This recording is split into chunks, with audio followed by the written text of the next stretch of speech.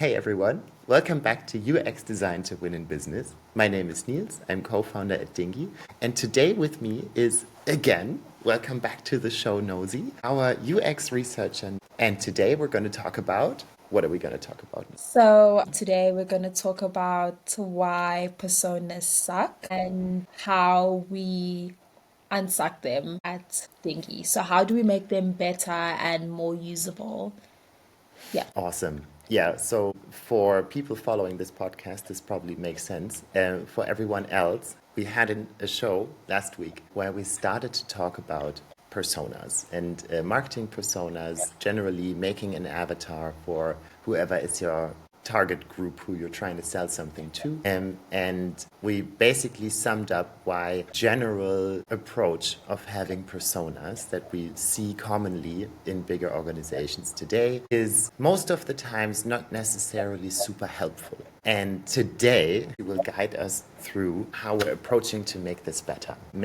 Because personas are not per se bad, we think it's a good thing to have, but yeah, not just in form of like a singular PowerPoint template, I guess. Yeah, so I think we left it off last week by pointing out that personas are often too much work to put together, too static, they get outdated quickly, and I think if I got this right, one of your main things is that there's just stuff up that you can kind of invent when making this persona, and thus it's just not very useful. Right? Like, I mean, if you're inventing stuff about your target group, then it's not really a good use. Like, then why go through that effort to make a persona?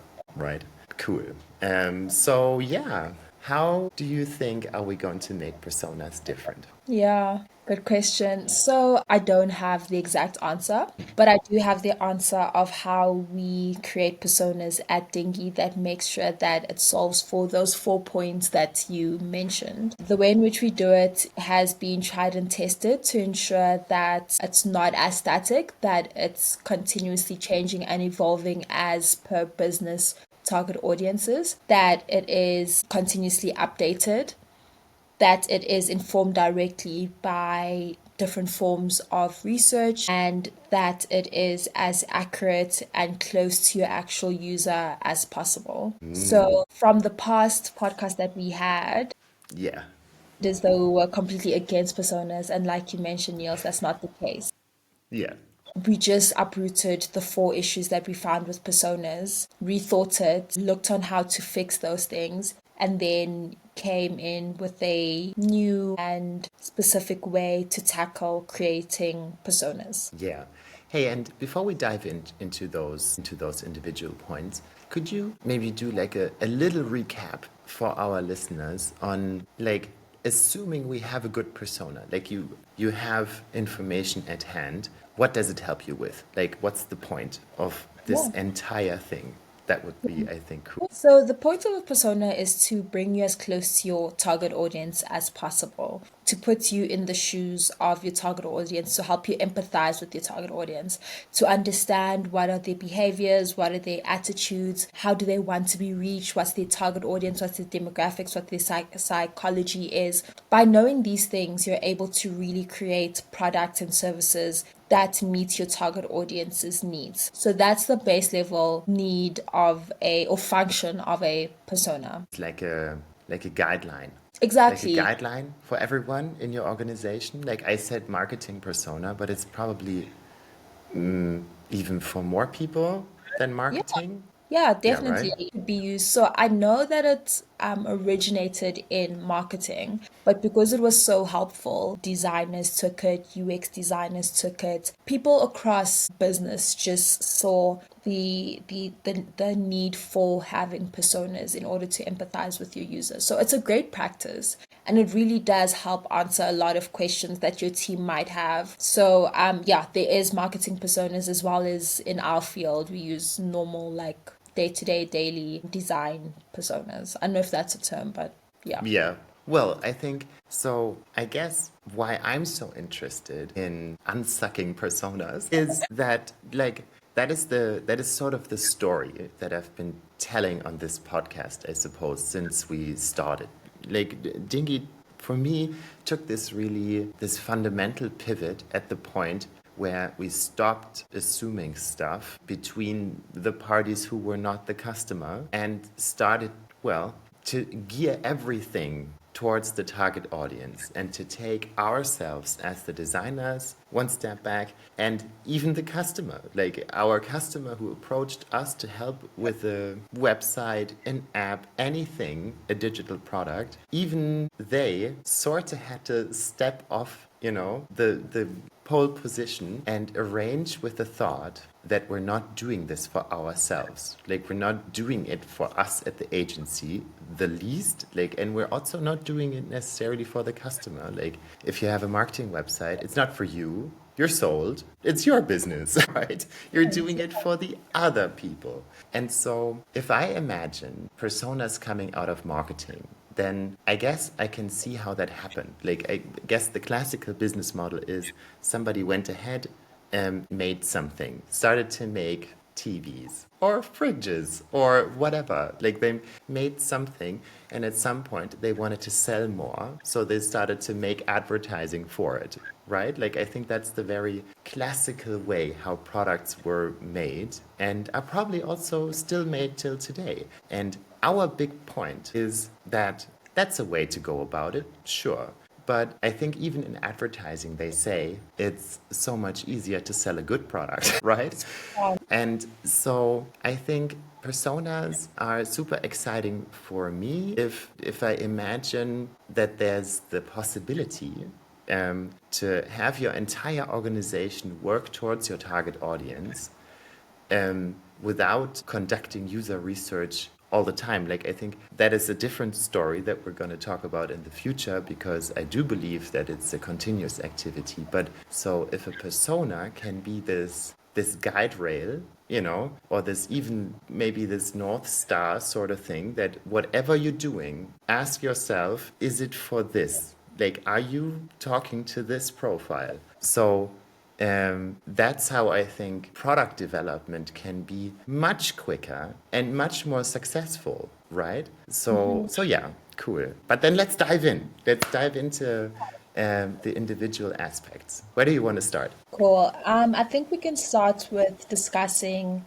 the step-by-step process that we use when creating a persona. Cool. So the first thing that we do is conduct a stakeholder interview. So we speak to people in the business to understand what exactly are the needs, what exactly is the assumptions that you have about your target audience, what sort of data can you provide to us that illustrates the current target audience that you have. Any sort of upfront information that you can provide is the initial step that we take. Once having all this information, we're able to create a hypothesis of who do we think your target audience might be. So it's a very loose hypothesis, no direct, concrete assumptions, but just so that we're able to move in a specific direction with specific guidelines. Can you give like a little example of what sort of, level of information we're looking Yeah, for? so let's say we have a business and this business sells pens. So I'd like to find out, who are you usually selling to? Who usually buys? What age are they between? Okay, so you sell in a financial district. So it's safe to assume that most of your clients are bankers, are people on their way to work, are people who work in offices. So that's just the baseline of the assumption that I have. With that understanding, it leads us to our second step. So our second step is secondary research. So this is not a popular second step usually. So most of the time Why not? I don't know, like most of the time, from what I have read around, most of the time, the first thing that you're doing is conducting interviews. But we decided to start with secondary research to get a more in-depth understanding of what are the behaviors, what is the market standard, what are the attitudes, just as much information as possible. The reason why we decided on secondary research is that it's more cost effective. It's more time effective in that you're looking through lots and lots of peer reviewed information. So you don't have to create this information yourself. you have a lot of information at your fingertips around your target audience that is peer reviewed. So in the secondary research, I know that the hypothesis is that most of your target audience are bankers. Most of your target audience work in the financial district. So when going into secondary research, I'm looking at people are in the financial district who are bankers who fall part of the target audience that you mentioned. So I have that guideline. Like I'm not looking at everything. I have Yeah. that guideline that you were able to provide me in step one. And So in that secondary research, sorry, is like just for our listeners, is you're not talking to people directly. Like that is exactly not what we're doing yet. But secondary research is you as a researcher go ahead and try to find out desk research, sort of. Like yeah, you're Googling stuff and you're, I don't know, exactly. at whatever you have at your disposal to find out more about Exactly. this target group. Okay, cool. Yeah. Sorry. So most of the sources that we use is Google Scholar. We look at any sort of data entries that there might be. Usually watch YouTube videos. I go on TikTok. I use any sort of information that I can get to get a broader understanding. But in this specific role, I really gravitate towards more scholarly, peer-reviewed articles, only because they're more concrete and it really helps in arguing specific points, knowing that it's a peer-reviewed document. Cool. So from this case, we have all this information in front of us.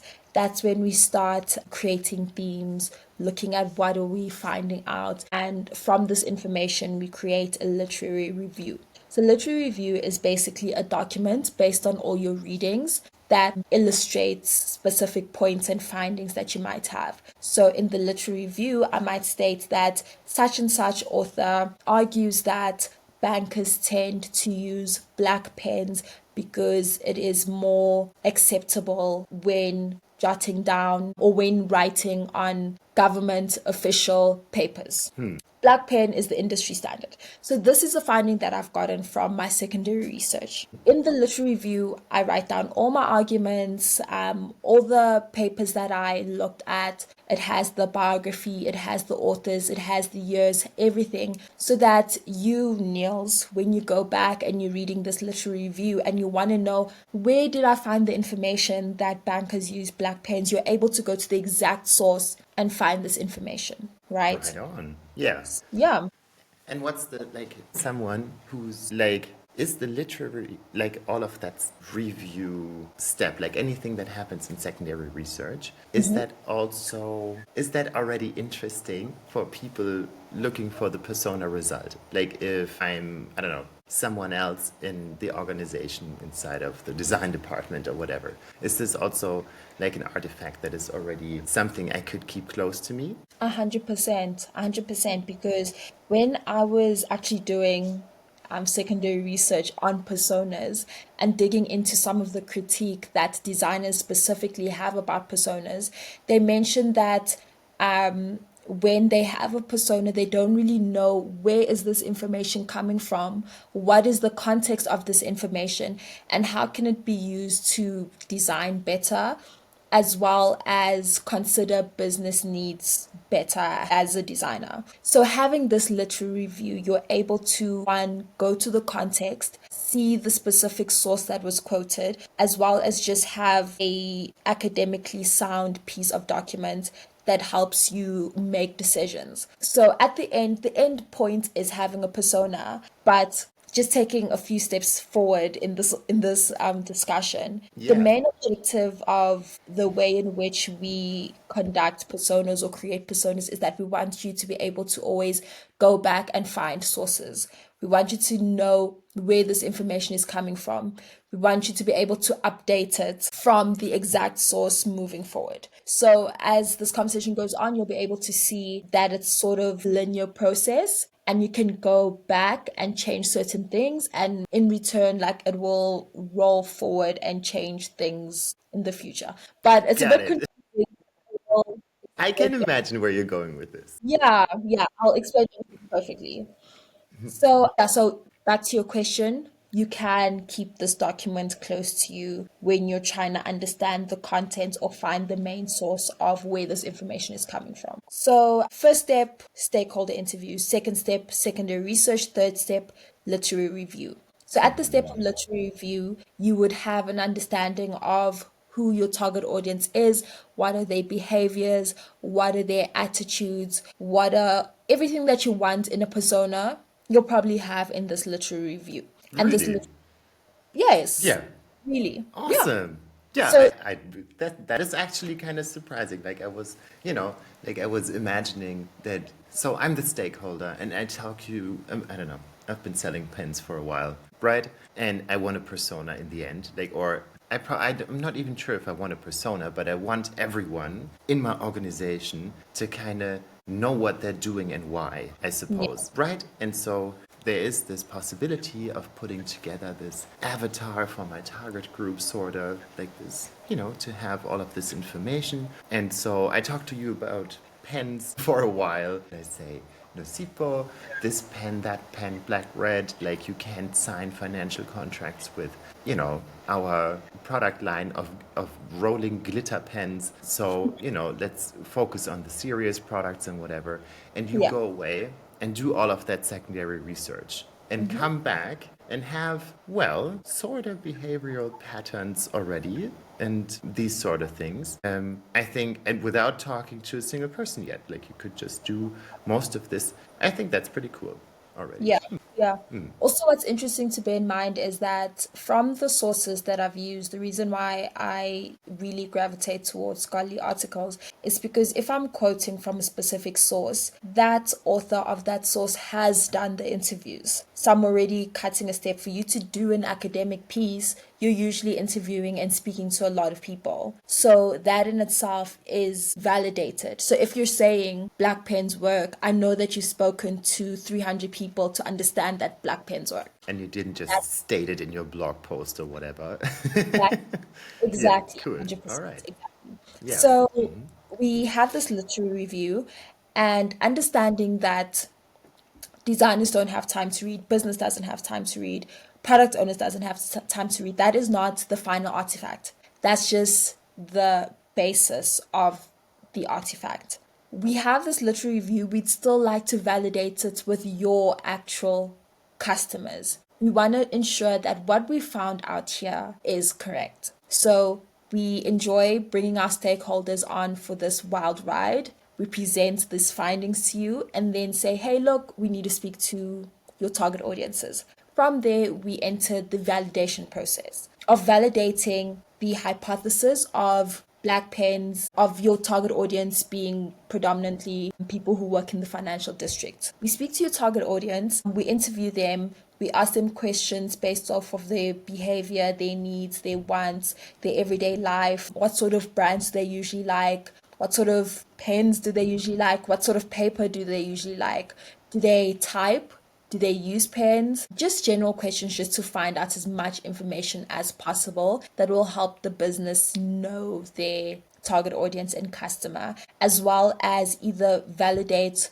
or dispel the hypothesis and the literary review. Having all that information, we analyze it. The analysis part is the most dense part of work because we're tagging things according to the themes found in the literary review. We're creating a code book. So a code book is a means of systematically scanning through the data in a way that, Niels, if you go in and you look under the theme of financial district, you'll be able to see everything that falls under financial district as well as continue to annotate the data that we have gotten under financial district. So later on, a designer who wants to know more about the financial district is able to go back to the code book, look up financial district and all the information that we found out from what the user said, as well as tying back to the literary review is all there. So you have this linear, like build it upon, like,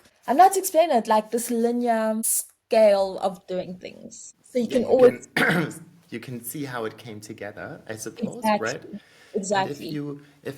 if you said, well, I gave you the initial rundown, whatever I think is going on in my organization regarding pens and who buys it and why and so on, and right initial stakeholder interview, you do the research, come back, we talk about this. And I probably get the chance to say, I don't think that's right. Or, like, I don't know, random example. Your research came out and said, well, most financial people like to buy pens with pink ink to sign their contracts or whatever. Then I Yeah, could come along and said, where did you read that? Right? Like, and then we can have like a discussion about the details, the intricate exactly. things that came out of all of this research and adjust. So I Exactly. think that is like a very satisfying activity for me, Yeah, where I can see you present what's out there in I don't want to say in contrast, but like expanding on what I said initially. So that's also like sort of a first reality check,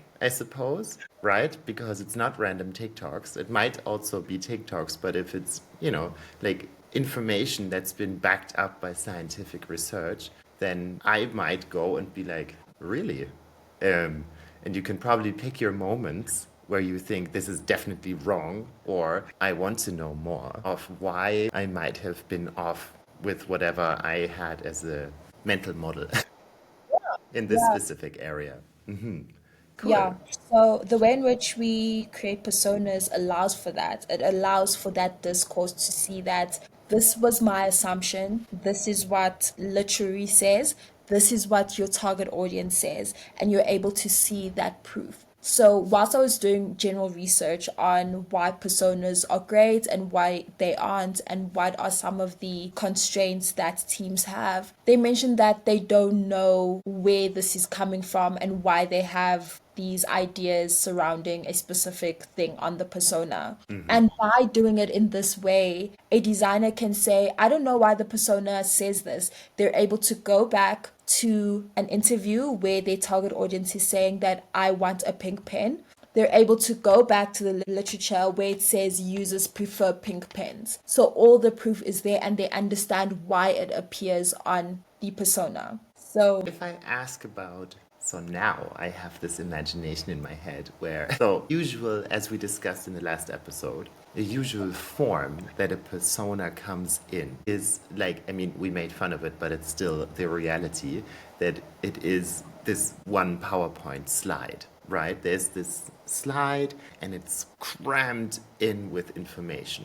Like there's this photo that you might have or this illustration that should give you the possibility to imagine this person a little bit better. They have a name, and then they have the stuff in there where you said like they like Apple or Porsche or whatever, right? Like there's this thing which brands they like and so on. So, and I'm whoever in the organization now working on the product. I mean, it might even be that I'm on the customer success team and I'm looking at this and I'm trying to imagine who I'm probably having a call with or whatever, like who's on the other end of the line. Like this is, I don't want to pick the UI designer all the time just because I do that all day, but of course, like the UI designer, like if I'm looking at this persona and I'm thinking about what should be the label on this button, like should this be, to pick like a super extreme example, should this be thank you, yes, please? Should it be just okay? Or should it be let's go, girl? Or whatever. Like there's like a million opportunities that you can probably connect something a little bit more in nuances to your target audience. So they enjoy the experience. They enjoy that it's a neutral, minimalistic language, or it's like a fun and outgoing experience that you're gonna have. And if I know this as a customer success agent and I pick up the phone and I know that this is someone from the financial district who has like next to zero time to describe the issue, then I can prepare for this. And if I imagine now I have this PowerPoint template sitting there with links in it, so I could totally expand on this. Like if it says, well, they like Apple and Porsche, then I can go in and find out a little bit more and satisfy my thought of why Apple, why what, why, and what is this supposed to tell me, right? So you're yeah, saying I can kind of go in there and, well, find the foundation of why this tiny piece of information is on this one PowerPoint slide. Exactly. Exactly. Awesome. 100%. Yeah. Yeah, very cool. Cool, Very cool, cool. cool. Awesome. Then Yep. what? Okay. So, as mentioned, you have your literary review and you have had your interviews with your actual users to understand what is correct, what is not, why they like pink pens, why they like Apple, etc. So, you have a full understanding of who your target audience is and what are their behaviors, everything that you need to create a really good persona you have. Thereafter, we go into the design phase. So, as you mentioned, personas are notorious for being just like one slide PowerPoint presentation, right? However, the way in which we do it at Dinghy is that we prioritize it being an interactive endeavor. So you have specific areas that are reimagined, that are interactive, that show you the bigger picture in different ways. So, what I mean by that is, for example, we created this one persona and we were able to see what they listen to, what podcasts they listen to, what music they listen to, what their calendar on Apple looks like, on their iPhone, what does it look like, what devices are they using, what route do they take to work, what transport are they using. You're able to actually see it in like real terms. You're able to see their podcasts on their phone. You're able to see what their Instagram looks like, who are they following, etc. Just as much information as possible to put you in the user's shoes, right? To help you imagine what this person would be looking for. How would they want to be communicated with? What, like as mentioned, like what route do they take to work? So what are they seeing? What is their lived experience? What is their behavior? What are some patterns that you as a business can increase, can decrease, can alleviate, can create a solution to, etc. So it's interactive in a way that you're able to find more information about the specific area that is shown on this persona. So we give you the overview. I mean, that's, I guess, the root cause of why a persona is just one slide is that it is supposed to be compact to give you the feeling of that you can understand this profile of a person in a nutshell. You look at it and you're like, aha, okay, that's right. All right, all right, all right.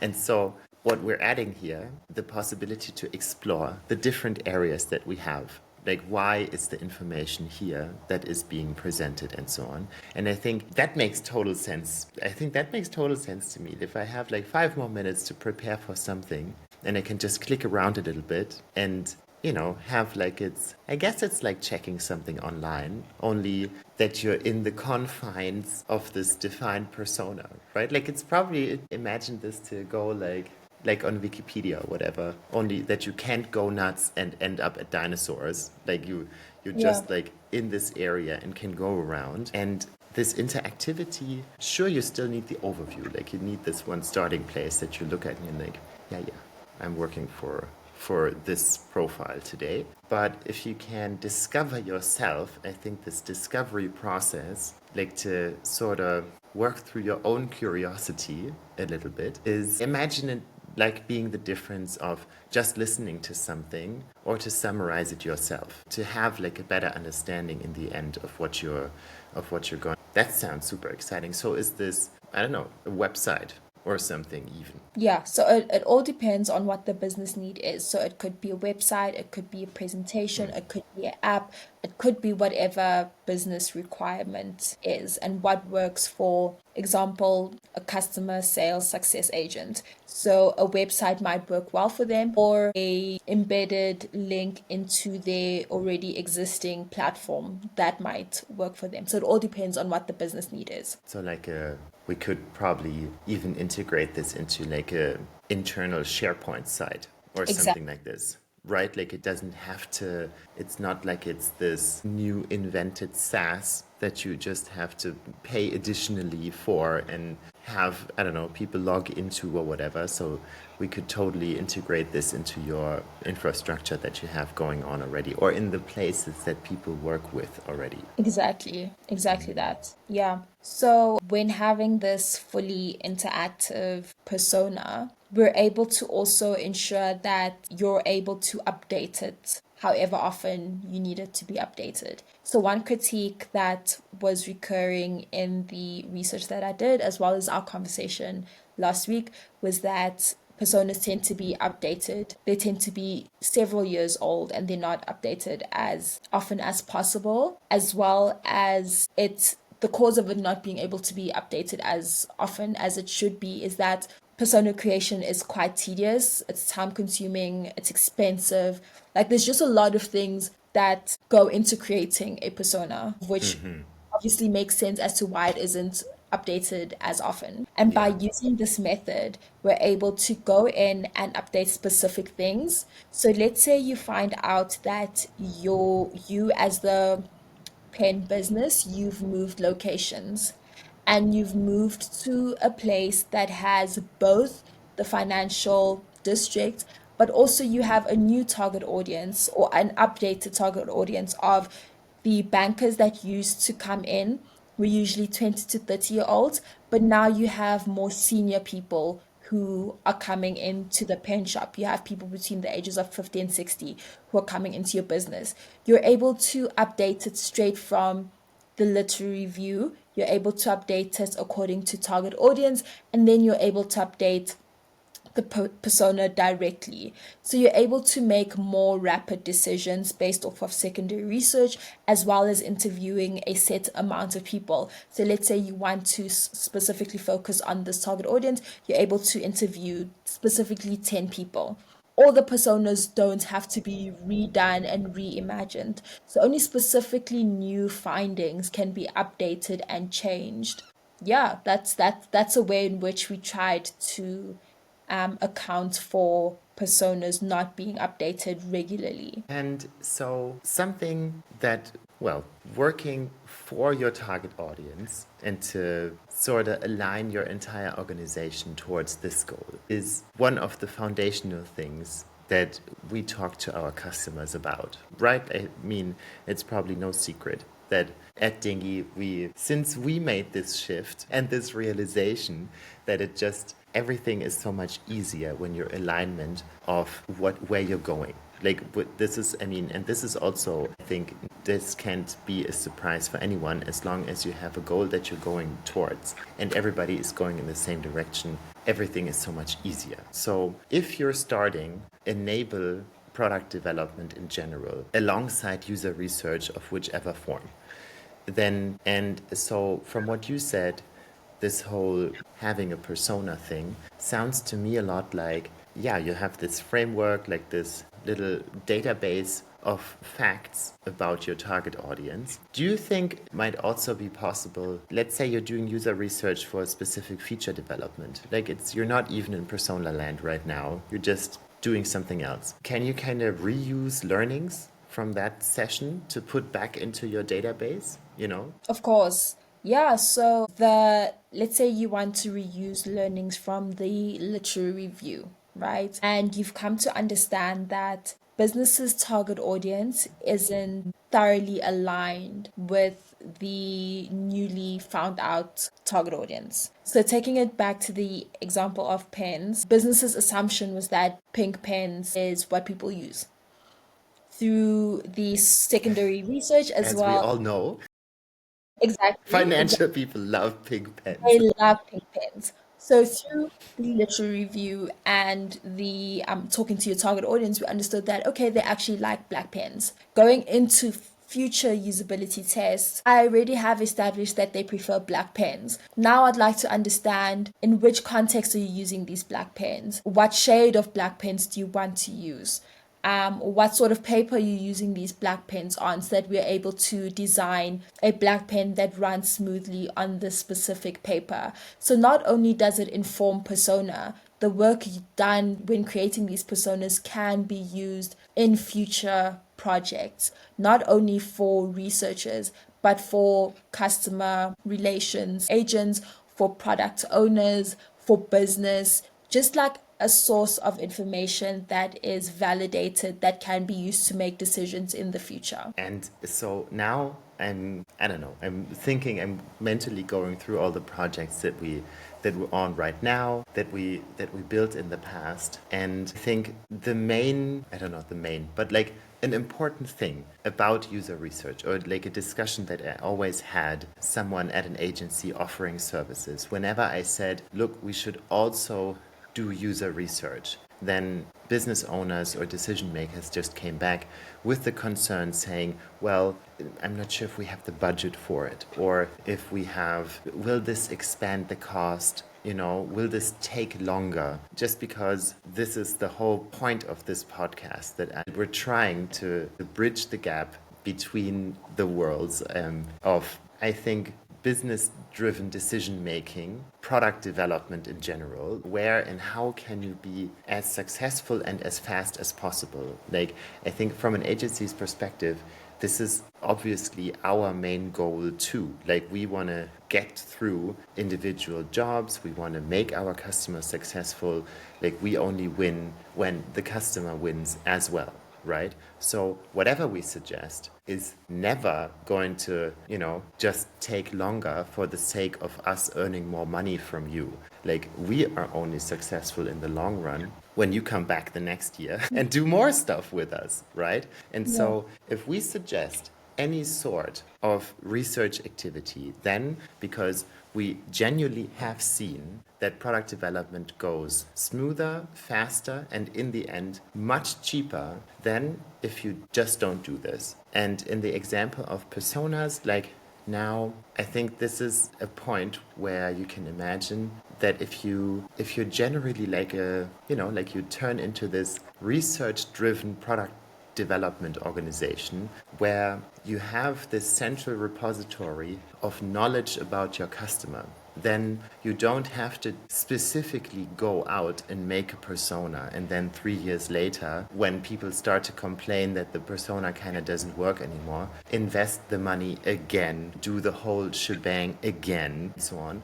But rather, what we're suggesting is you accumulate this knowledge about whoever your product is for, and you just keep it in any form that you're working with it. Like, if you do usability testing, awesome.